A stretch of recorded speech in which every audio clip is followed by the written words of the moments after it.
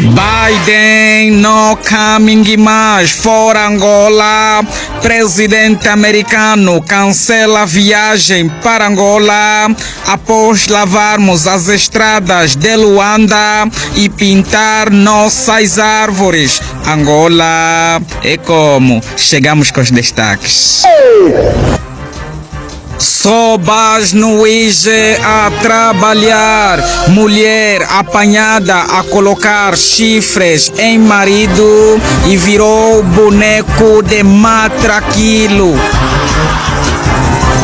Kazenga, mãe coloca as suas 3 comulters na via para trabalharem em serviço de malcriado e ela própria era gerente. Neste jornal, conheça o grupo coral As Gindungos de Moisés no Deserto.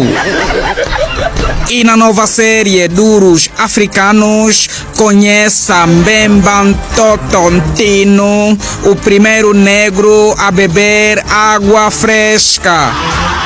E na série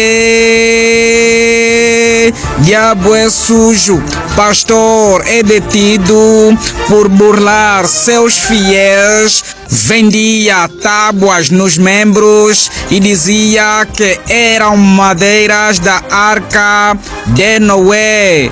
Está amarrado, mas se borrou nas calças. Boa noite. Chegamos tristes, voltamos sorrindo. Regi, aqueça as cabeças. Toco